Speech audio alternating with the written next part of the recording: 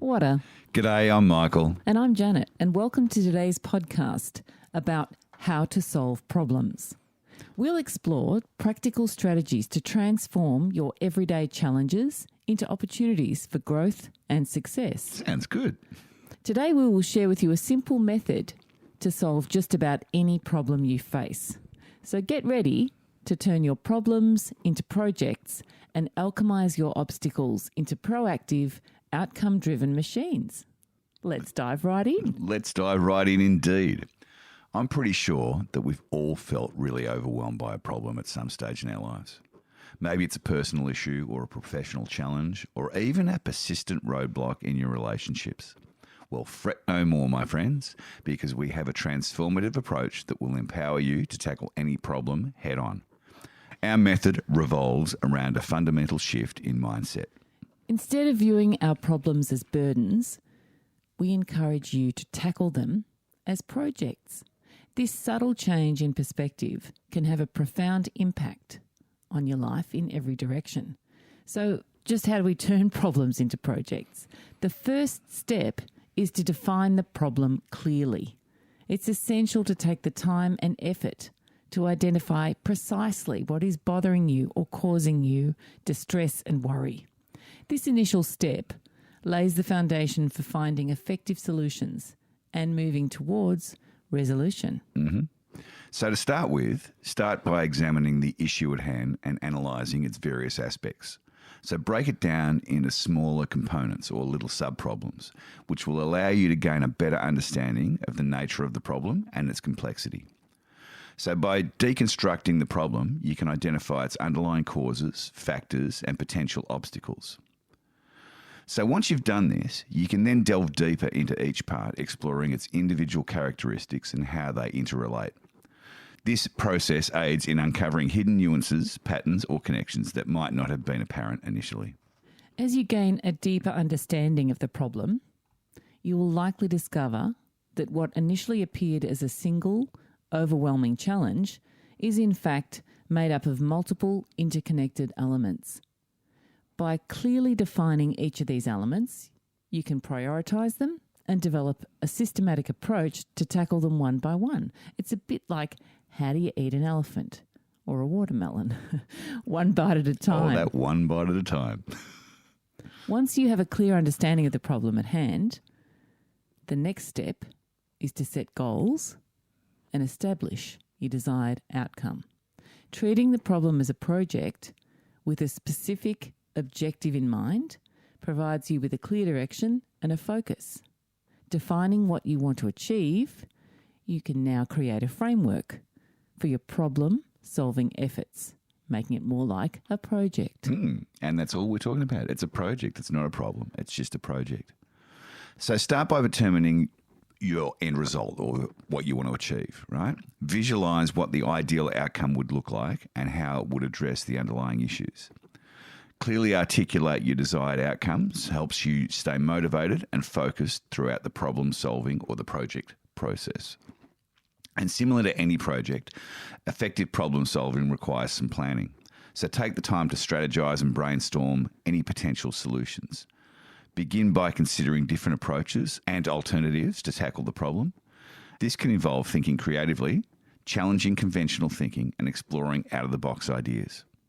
Additionally, seek advice from colleagues, friends, experts, or individuals who faced similar challenges. They can offer valuable insights. They can share the lessons that they've learned and provide guidance based on their own experience. Collaborating with others who have expertise or a different perspective can help your understanding of the project and uncover new possibilities. And that's really important. So I use that in the workplace all the time, just getting other people's opinions on problems, or their ideas on something.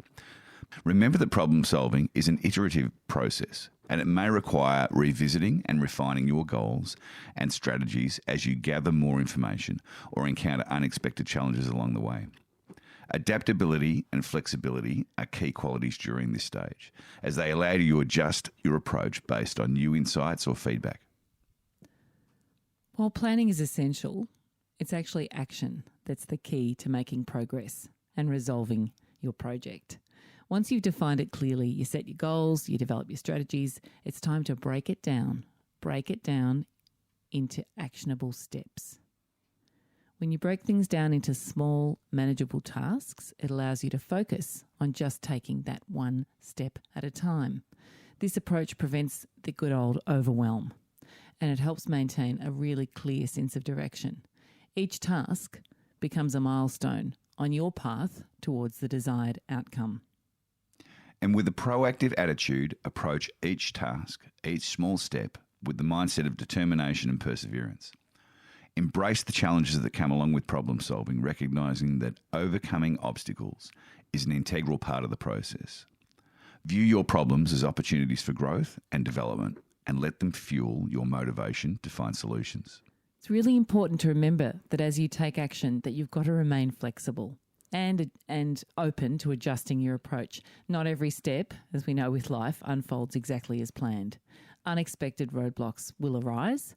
Embrace these moments as valuable learning experiences and adapt your strategies. Keep in mind that project solving is a dynamic process, and the ability to adjust and course correct is crucial. Maintaining momentum is also really important. Consistently work on these actionable steps that you've identified and allocate time and resources to address each task, and set deadlines for yourself to ensure that your progress keeps going and you hold yourself accountable.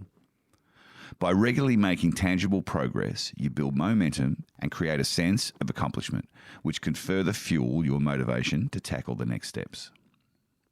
And let's not forget the power of persistence.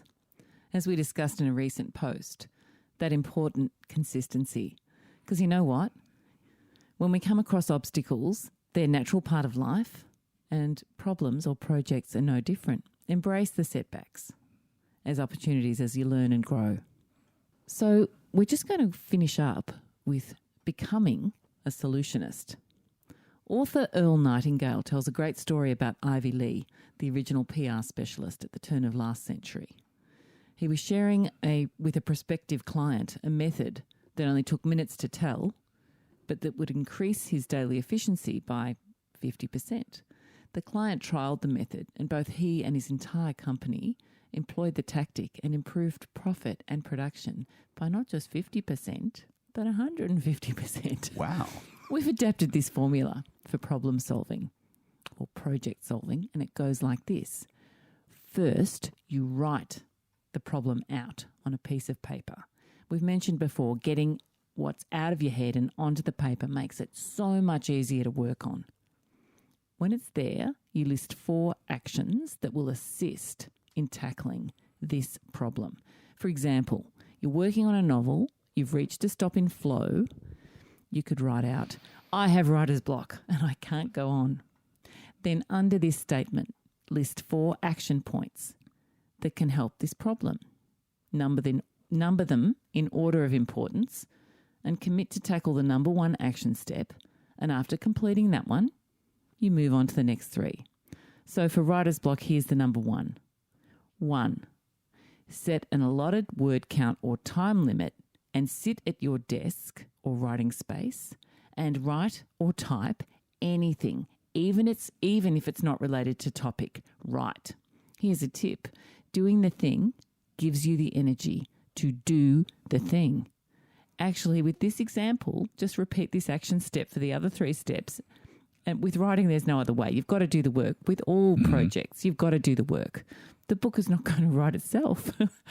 However, to make this process really easy, break down the number 1 action step that you wrote into 4, like this. So 1.1 of that action step, set aside a time limit. Either 1 hour or half an hour, or if you're really time poor, 28.8 minutes works, as we mentioned in the 2% Effect podcast. 1.2, go to your writing space and turn on the PC or prepare your notebook and pen. 1.3, close the door.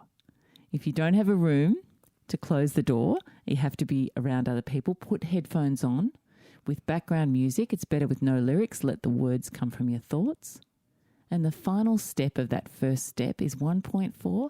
Begin writing for your allotted time. Remember, even if you're off topic, write. Write anything. Just write for the committed time. Absolutely. Breaking down the actions into micro steps makes it so manageable that it blows a hole in both any procrastination and shuts up your fragile ego or your inner critic, as we spoke about recently, which tries to do its best to sabotage your creativity or progress towards your goal. Breaking down your problems turns it into a step-by-step project, which in turn makes you a solutionist. Yay. You work through each step as you walk towards the solution. So write the problem down, break it into actionable points, turning it into a project. Happy problem solving. Until next time, love and blessings. See ya.